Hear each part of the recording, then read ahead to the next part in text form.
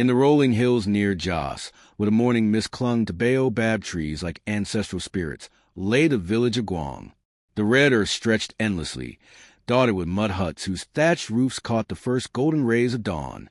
Here, life moved to the rhythm of seasons, planting during the rains, harvesting when the harmattan winds brought dust in the Sahara, and storytelling when the moon was full and round like a calabash bowl.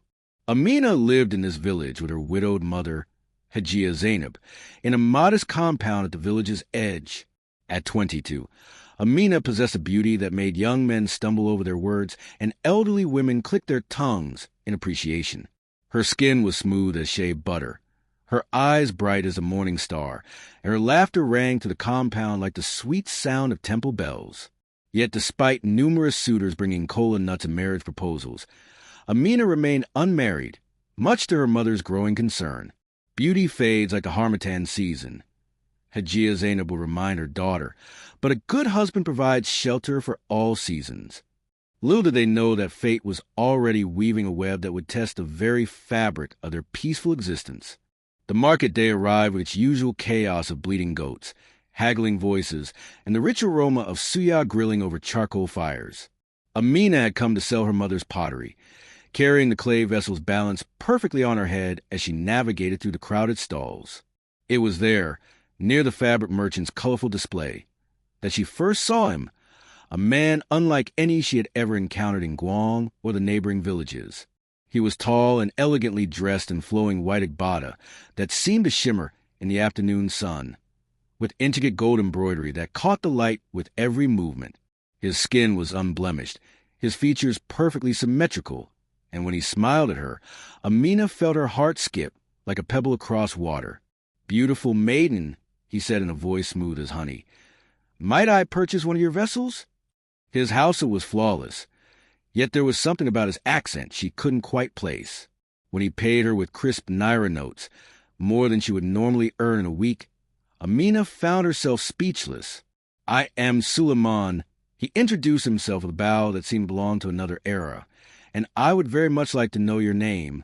As she whispered, "Amina," she had no idea that she had just spoken her name to a being from the spirit world. Suleiman began appearing in Gwong with increasing frequency, always bearing gifts that left the entire village talking. He brought Amina jewelry that sparkled like captured starlight, fabrics softer than a baby's whisper, and perfumes that carried scents of flowers that didn't grow in their region. Each visit drew curious crowds who marveled at his wealth and wondered about his origins, though he spoke vaguely of business ventures in distant cities and family wealth from the north. Hajia Zainab, initially suspicious of any man who appeared too good to be true, found herself warming to Suleiman's charm and evident prosperity. "Perhaps the ancestors have finally answered our prayers," she confided to her sister. "A wealthy man who treats Amina like a queen. What mother could ask for more?" Amina herself was swept away by the attention and luxury, her simple life transformed into something from the fairy tales her grandmother used to tell. When Suleiman spoke of love, his words flowed like poetry, and when he touched her hand, she felt electricity run through her veins. The other young women in the village watched with a mixture of envy and awe as Amina blossomed under his attention, not knowing that beneath his perfect exterior lay something far from human. Even the village elders, usually cautious about strangers, nodded approvingly at his respectful demeanor and obvious devotion to their daughter. Old Malam Ibrahim, the village's eldest and most respected elder, sat under the ancient baobab tree that served as the community's meeting place. His cloudy eyes, dimmed by age but sharpened by wisdom, watched Suleiman with growing unease. "There is something not right about this man," he whispered to those who would listen.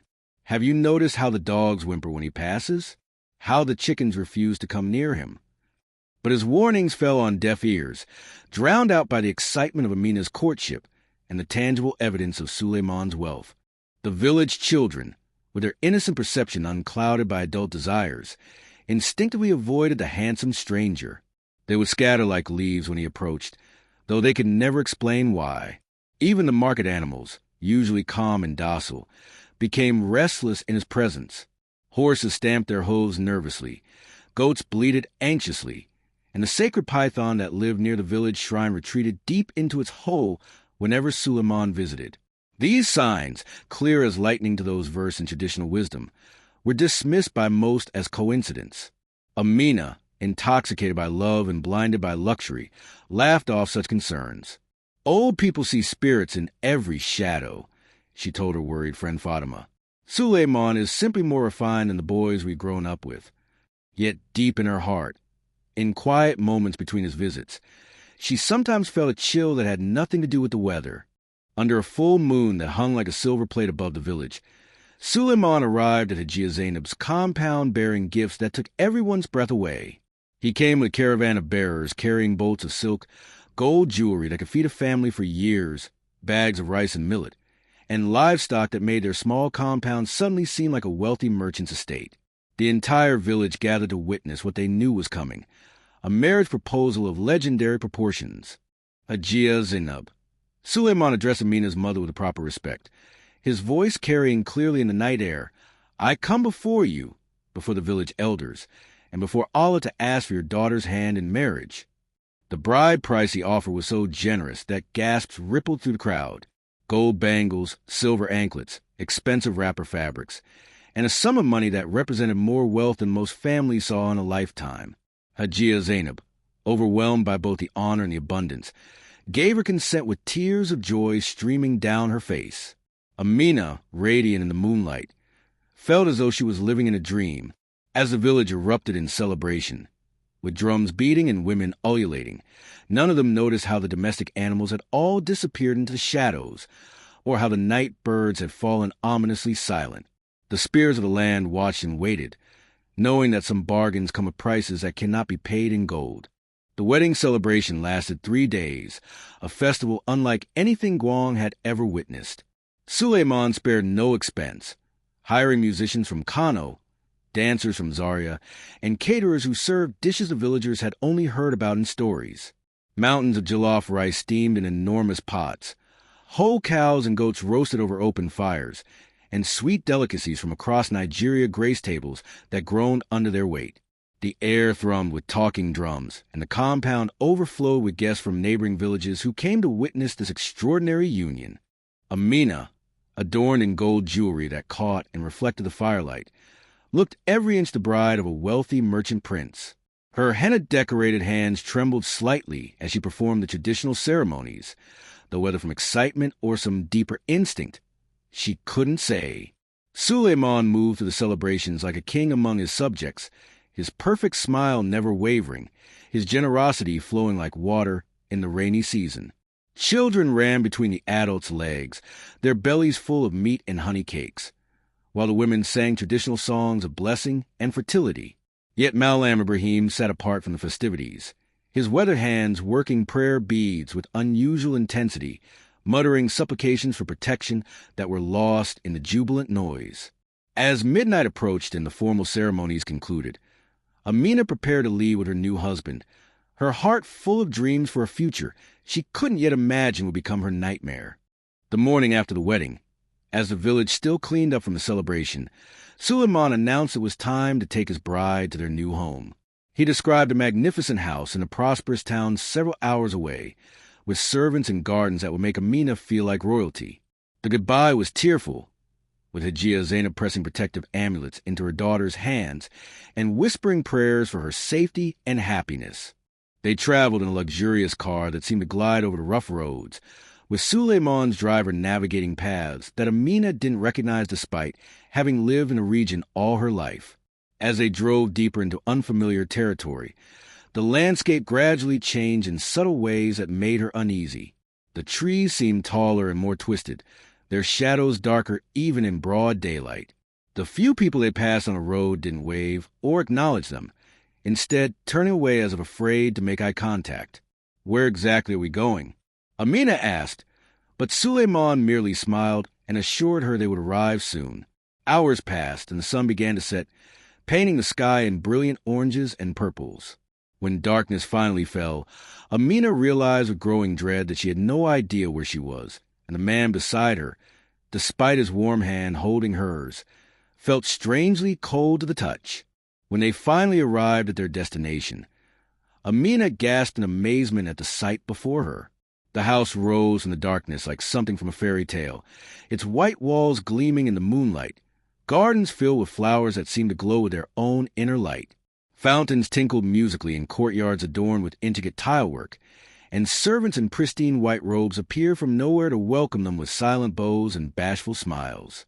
Inside, the luxury was beyond anything Amina had ever imagined. Rooms flowed into each other like water, furnished with carpets from Persia, furniture carved from precious woods, and windows that offered views of landscapes that changed depending on which direction she looked. Yet despite all the beauty and comfort, something felt fundamentally wrong. The servants never spoke, communicating only through gestures and knowing glances. The food, while delicious, had no scent, and the flowers in the gardens, beautiful as they were, attracted no bees or butterflies. When Amina asked Suleiman about his family or his business, his answers were always vague, changing the subject with such skill that she found herself confused about what she had even asked. That first night, as she lay in a bed softer than clouds, Amina stared at the ceiling and wondered why she felt so alone despite being surrounded by such magnificence. Outside her window, she could hear sounds that didn't quite match any earthly creatures she knew. Days turned into weeks in Suleiman's mysterious household, and while Amina lived surrounded by unimaginable luxury, a growing sense of isolation began to gnaw at her soul. Her husband was attentive and loving during his visits, showering her with gifts and affection, but he would disappear for hours or sometimes entire days without explanation. "Business calls," he would say with that perfect smile, kissing her forehead before vanishing like morning mist. The silent servants catered to her every need before she could even voice it, bringing meals that appeared without her ordering them, drawing baths that were always the perfect temperature, and maintaining the house with supernatural efficiency. Yet Amina longed for simple human conversation, the familiar chatter of village women or the sound of children playing. When she asked to visit her mother or invite friends to stay, Suleiman's face would cloud momentarily before brightening again. "Soon, my dear," he would promise, "but first let's enjoy our honeymoon period in peace." The gardens, while beautiful, felt like a prison with invisible bars. She could walk for hours among the flowering paths, but somehow never seemed to reach any boundary or gate. At night, she would dream of Gwong's dusty roads and her mother's simple cooking, waking with tears on her cheeks and a homesickness that grew stronger with each passing day. One evening, while exploring the seemingly endless corridors of the house, Amina stumbled upon a room she had never seen before. The door, unlike the others which were always open, was slightly ajar, and strange sounds emanated from within, whispers in languages she didn't recognize, and a low humming that seemed to vibrate through the walls. Curiosity overcoming caution, she pushed the door open and stepped inside. What she saw made her blood turn to ice. The room was filled with mirrors of all shapes and sizes, but instead of reflecting her image, they showed scenes of other places, other times. In one mirror, she saw Suleiman speaking with beings that shifted and wavered like heat mirages, their forms never quite solid. In another, she watched him transform, his perfect human features melting away to reveal something ancient and otherworldly beneath. A third mirror showed women like herself, beautiful, lonely, trapped in similar golden prisons in different realms. Some were weeping, some had given up hope entirely, and others had faces that spoke of years of captivity. As the terrible truth crashed over her like a waterfall, Amina understood that her husband was no mortal man, and this house was not the earthly realm. She backed away slowly, her heart pounding so loudly she was certain it would give her away, and quietly closed the door. That night, as Suleiman slept beside her with that same perfect smile on his lips, Amina began planning her escape. Amina spent the following days in careful observation, noting patterns in the household routine and Suleiman's absences. She discovered that the servants vanished completely during the early hours before dawn, and that Suleiman was always gone during this time, attending to what he called important business. During these precious hours of solitude, she explored the house more thoroughly, searching for any means of escape from what she now understood was her supernatural prison. Her grandmother's stories, once dismissed as old wives' tales, now took on terrifying relevance. She remembered warnings about spirits who took human form to seduce mortals, about houses that existed between the world of the living and the realm of the dead. Most importantly, she recalled the protective prayers and rituals her grandmother had taught her, knowledge she had thought quaint and outdated but now recognized as potentially life-saving wisdom. Hidden in her wedding jewelry were the amulets her mother had pressed into her hands, small leather pouches containing verses from the Quran and traditional protective herbs. She began wearing them constantly, noticing how Suleiman's perfect smile would flicker slightly when his gaze fell upon them. Each night, she pretended to sleep while planning her escape, knowing she would have only one chance to break free from the spirit world's grip. The question was not just how to escape, but whether she could find her way back to the world of the living once she broke free from Suleiman's enchanted realm. On a night when the moon was dark and the spirit world's power was at its weakest, Amina made her move. She waited until Suleiman's breathing became deep and regular, then slipped from their bed like a shadow. Her bare feet made no sound on the cold marble floors as she crept to the corridors, clutching her protective amulets and whispering the prayers her grandmother had taught her for protection against evil spirits. The house seemed different in the deep darkness. Walls shifted and corridors led to places that hadn't existed during the day. Twice she found herself back in rooms she had already passed, as if the building itself were conspiring to keep her trapped. But Amina persevered, following an inner compass that pulled her toward what felt like home. Finally, after what seemed like hours of wandering, she found a door she had never seen before, a simple wooden door that looked oddly out of place among the ornate furnishings. When she pressed against it, it opened onto a path that led into a forest under starlight. Without hesitation, she stepped through, feeling immediately that she crossed some invisible threshold back into the mortal world. Behind her, she heard a sound like distant thunder, and when she looked back, the magnificent house was gone, leaving only empty darkness.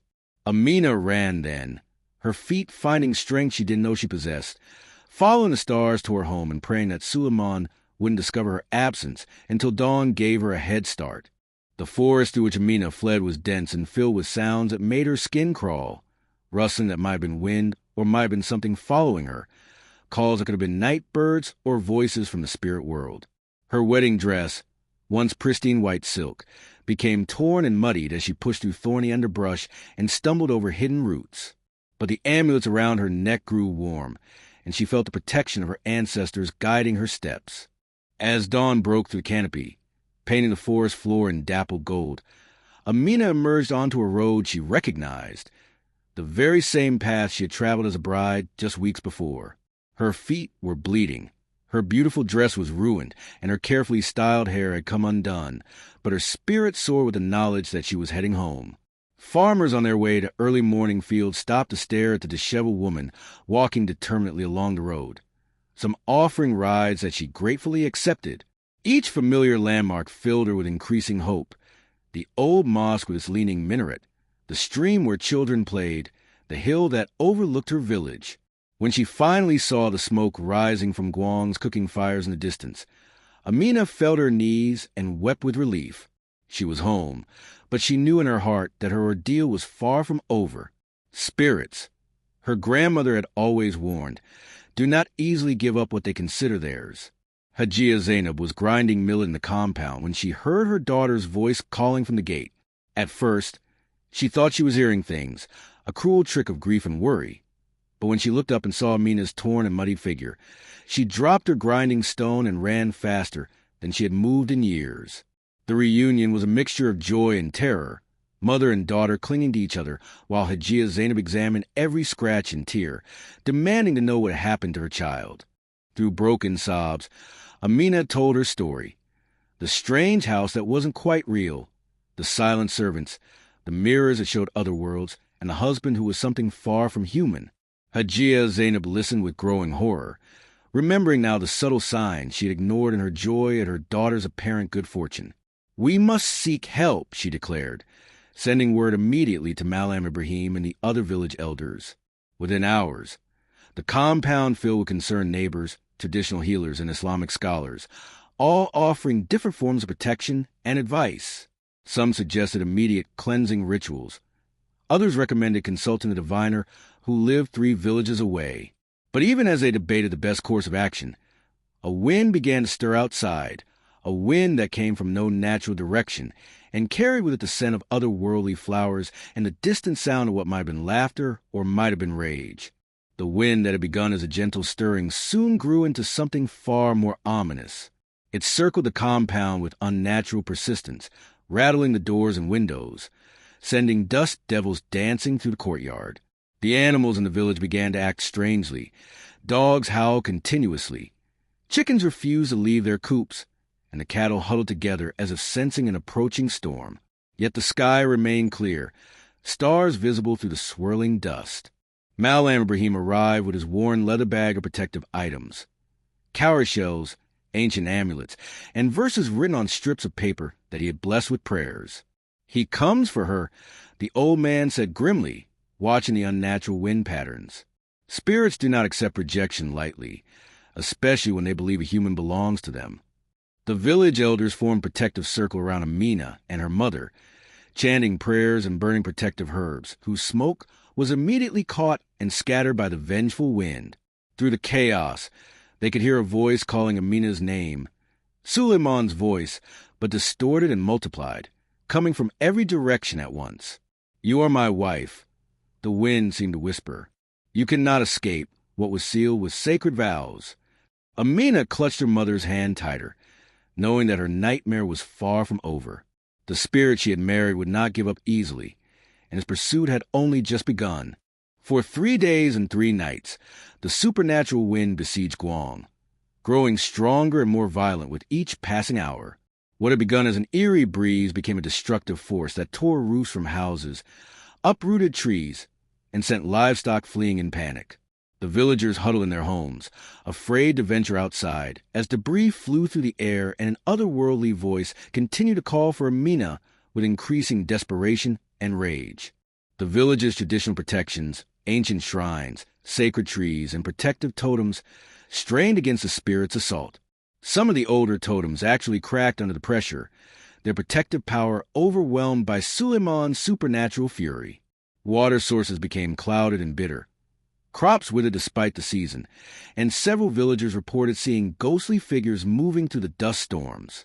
The local imam led prayer sessions that continued around the clock, while traditional priests performed cleansing rituals and burned protective herbs until smoke hung thick in the air. Children cried incessantly, unable to sleep through the constant howling of the wind, and several elderly villagers fell ill from the stress and fear. Through it all, Amina remained hidden in the center of the compound, surrounded by every protective charm a village could muster, her guilt growing as she watched her community suffer for her mistake. She knew that somehow she would have to face Suleiman directly if this torment was ever to end. On the 4th day, unable to bear watching her village suffer any longer, Amina made a decision that terrified everyone who loved her. "I must face him," she announced to the assembled elders and healers. "This wind will not stop until I do." Despite the protests of her mother and the concerns of Malam Ibrahim, she walked to the center of the compound's courtyard, looked up at the swirling vortex of dust and supernatural energy, and called out in a clear, strong voice, "Suleiman, I am here. Speak to me directly, not through this destruction of innocent people." The wind immediately stilled to an eerie calm, and in the center of the courtyard, the air began to shimmer and twist. Slowly, a figure materialized, Suleiman, but not as she had known him. His perfect human appearance flickered like a bad reflection, revealing glimpses of his true form beneath. Something ancient and powerful, with eyes that held the depth of centuries and a smile that was both beautiful and terrible. "My wife," he said, his voice carrying harmonics that no human throat could produce. "You cannot simply run away from our sacred bond. In the spirit world, marriage vows are written in the very fabric of existence." The villagers watching from a safe distance held their breath as Amina stood her ground, her protective amulets glowing faintly in the supernatural presence. "I was deceived," she replied with courage she didn't know she possessed. "A marriage built on lies cannot be sacred in any world." The spirit's laugh echoed strangely, bouncing off invisible walls in the air around them. Suleiman's form continued to shift and change as he spoke, sometimes appearing as a handsome man who had courted her, sometimes revealing glimpses of his true nature, something that belonged to wind and wild places, to the space between night and day. "Deceived?" he asked, his voice now carrying the sound of rushing air through canyon walls. "I gave you luxury beyond imagination, love beyond mortal comprehension. What more could any woman desire?" "Truth," Amina replied firmly, her voice gaining strength from the righteous anger building within her. "I desired truth, which you never gave me. I wanted to know my husband, not live with a beautiful lie." She held up the amulets her mother had given her, and Suleiman's form wavered as if the objects caused him pain. "You took advantage of my youth and my family's poverty. You bought me with gold and gifts, but you never offered me honesty or choice." The spirit's expression shifted between rage and something that might have been genuine hurt. "In my realm, I am a prince among spirits," he said, his voice now carrying echoes of wind through empty valleys. "I offered you a place at my side, sharing power and immortality that no human woman has ever possessed." Around them, the villagers watched this otherworldly confrontation, understanding that they were witnessing something that would become legend. Amina straightened her shoulders, feeling the strength of generations of strong women flowing through her veins. "Power built on deception is no power at all," she declared. "And immortality without freedom is just another form of death." The spirit's rage manifested as a whirlwind that began to form around them, dust and debris swirling faster and faster. But Amina stood firm in the eye of the supernatural storm. The protective charms around her neck grew hot against her skin, their power holding back the worst of Suleiman's fury. "You will regret this choice," he warned, his voice now like the roar of a tornado. "Mortal life is brief and filled with suffering. I offered you escape from poverty, from the struggles that await every human woman. And I choose those struggles," Amina replied without flinching. "I choose honest poverty over dishonest wealth, human love over spirit glamour, and truth over beautiful lies." Her words seemed to strike the spirit like physical blows, and his whirlwind began to lose its coherence. Malam Ibrahim stepped forward then, his aged voice carrying the authority of years spent studying both Islamic law and traditional wisdom. "Spirit, you have heard her choice spoken freely and clearly. By the laws that govern both our worlds, you must respect it." The wind began to die down as Suleiman's form became less solid, more translucent. "Very well," he said, his voice now barely more than a whisper carried on the breeze. "I release you from our bond, Amina of Gwong. But remember this lesson: not all that glitters is gold, and not all who offer wealth offer happiness." With those words, he dissolved completely, leaving only a small whirlwind that spun once around the courtyard before disappearing entirely, taking with it all trace of supernatural presence. In the months that followed Suleiman's departure, life in Gwong gradually returned to normal, but the village had been forever changed by the extraordinary events they had witnessed. Amina, now wise beyond her years, became something of a local legend, the young woman who had escaped a spirit husband and returned to tell the tale. She spoke often to young girls about the dangers of being dazzled by wealth and appearances, teaching them to value character over riches and truth over beauty. The scars of her experience ran deeper than the physical wounds she had sustained during her escape. Amina found herself changed in fundamental ways, more cautious about trusting strangers, more appreciative of simple human connections, and more attuned to the subtle signs that might indicate supernatural involvement in daily life. When suitors came calling, as they inevitably did, she looked past their gifts and promises to assess their honesty and genuineness. Eventually, she would marry a humble farmer named Yusuf, whose only wealth was his integrity, and whose only magic was his ability to make her laugh until her sides ached. Their wedding was simple but joyful, blessed by the entire village who had learned alongside Amina that true happiness comes not from supernatural abundance, but from authentic human love. Years later, grandmothers would tell their granddaughters the story of Amina and the spirit husband, always ending with the same lesson. "Child, when someone offers you everything your heart desires, ask yourself what they desire in return. For in this world, nothing of true value comes without an honest price."